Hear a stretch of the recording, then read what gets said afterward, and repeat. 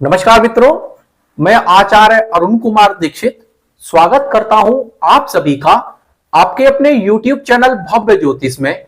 मित्रों, आज के इस वीडियो में हम चर्चा करेंगे गोचर में मूर्ति निर्णय के प्रयोग के बारे में कि गोचर में मूर्ति निर्णय का प्रयोग किस प्रकार किया जाता है। जैसा कि हमने आपको पिछले वीडियो में बताया था कि गोचर में मूर्ति निर्णय के प्रयोग को लगाकर भी देखना चाहिए, और इस वीडियो में हम आपको बताएंगे कि मूर्ति निर्णय का प्रयोग किस प्रकार किया जाता है, जिसके आधार पर आप गोचरीय ग्रह के फलों को देख सकते हैं कि ग्रह अच्छे फल करेगा या खराब फल करेगा। देखिएगा, मूर्ति 4 प्रकार की होती है। सबसे पहले सोने की मूर्ति, उसके बाद चांदी की मूर्ति, उसके बाद तांबे की मूर्ति और उसके बाद लोहे की मूर्ति। यह 4 प्रकार की मूर्तियां मानी जाती हैं। और अब देखते हैं मूर्ति निर्णय का प्रयोग किस प्रकार किया जाता है। आपको जिस भी ग्रह के अर्थात जिस भी ग्रह के गोचर में फल देखने हो, अर्थात उस गोचरीय ग्रह को आप देखिएगा कि जब भी ग्रह किसी नई राशि में प्रवेश करे या फिर जिस भी ग्रह के गोचरीय ग्रह के आपको फल देखने हो, तो आप देखेंगे कि उस गोचरीय ग्रह ने नई राशि में प्रवेश कब किया। उदाहरण के तौर पर शनि महाराज इस समय कुंभ राशि में गोचर कर रहे हैं।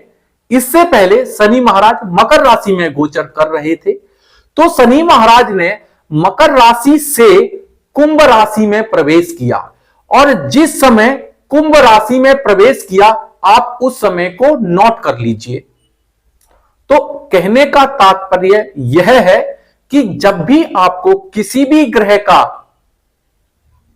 गोचरीय फल देखना हो और उसमें मूर्ति निर्णय लगाना हो, तो आप यह देखिए कि ग्रह एक राशि से दूसरी राशि या फिर नई राशि में प्रवेश कब कर रहा है, किस समय कर रहा है। आपको यह समय पंचांग के माध्यम से आसानी से मिल जाएगा।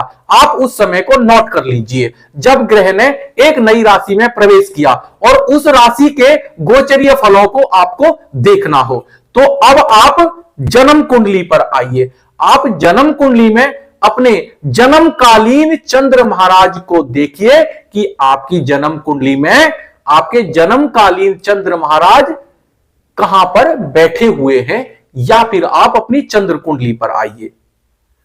जब ग्रह ने एक राशि से नई राशि में प्रवेश किया, आपने वह समय देखा, उसी समय आप गोचरीय चंद्र महाराज भी देखिए कि जन्मकालीन चंद्र महाराज से गोचर के चंद्र किस भाव में गोचर कर रहे हैं। यहां पर 2 चंद्र महाराजों के आधार पर इनका तुलनात्मक अध्ययन करके ही आप गोचरीय ग्रह के फलों को देख सकते हैं, और इसी के आधार पर आप मूर्ति निर्णय लगाएंगे। जैसे कि जिस समय आपको किसी भी ग्रह का गोचर में फल देखना हो और उस ग्रह ने एक राशि में प्रवेश किया, जिस राशि में प्रवेश किया, जिस समय प्रवेश किया, तो उस समय को आप पंचांग में जाके नोट कर लीजिएगा। उस समय आप गोचरीय चंद्र को देखिएगा कि गोचरीय चंद्र कहां गोचर कर रहे हैं। अगर आपके जन्मकालीन चंद्र महाराज से गोचरीय चंद्र पहले भाव मतलब चंद्र महाराज के जन्मकालीन चंद्र महाराज के 7 में गोचर कर रहे हैं, या 6ठे भाव में गोचर कर रहे हैं, या फिर जन्मकालीन चंद्र महाराज से 11वें भाव में गोचर कर रहे हैं, तो वह सोने की मूर्ति होगी। उसके बाद जन्मकालीन चंद्र महाराज से गोचरीय चंद्र महाराज दूसरे भाव या फिर 5वें भाव या फिर 9वें भाव में गोचर कर रहे हैं, तो चांदी की मूर्ति होगी। उसके बाद जन्मकालीन चंद्र महाराज से गोचरीय चंद्र महाराज तीसरे भाव या फिर 7वें भाव या फिर 10वें भाव इनमें गोचर कर रहे हैं, तो तांबे की मूर्ति हो गई। उसके बाद जन्मकालीन चंद्र महाराज से गोचरीय चंद्र महाराज चौथे भाव या फिर 8वें भाव या फिर 12वें भाव में गोचर कर रहे हो तो लोहे की मूर्ति मानी जाती हैं। अब यहां पर हमने जन्मकालीन चंद्र महाराज से गोचरीय चंद्र महाराज की स्थिति को देखा। और यह स्थिति कब देखनी है? जब एक ग्रह, जिस ग्रह का आप गोचर में फल देखना चाहते हैं, उसने नई राशि में प्रवेश किया, उस समय। अब फल देखिएगा, अगर ग्रह सोने की मूर्ति से गोचर करते हैं तो श्रेष्ठ फल, अर्थात आपके गोचरीय जो ग्रह हैं वह अच्छा फल देंगे आपको। अगर चांदी की मूर्ति हो तो उत्तम, तो गोचरीय फल एक अच्छा फल देने वाले हैं। उसके बाद अगर मूर्ति हो तांबे की तो गोचरीय ग्रह आपको एक सामान्य फल देंगे। उसके बाद अगर लोहे की मूर्ति हो, कि गोचर लोहे की मूर्ति से हो, तो गोचरीय ग्रह आपको निकृष्ट अर्थात खराब फलदायी होंगे।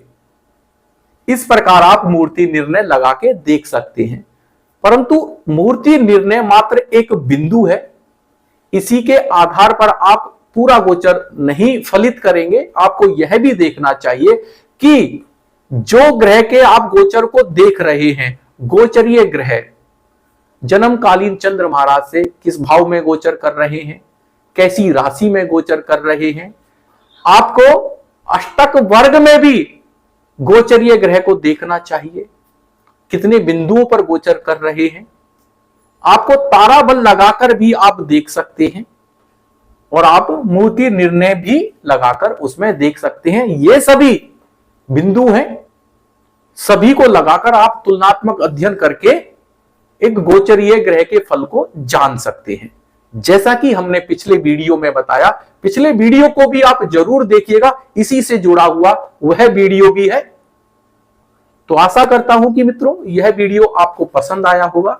अगर वीडियो पसंद आया हो तो प्लीज इसको लाइक करें, शेयर करें और हमारे चैनल भव्य ज्योतिष को सब्सक्राइब करें। धन्यवाद।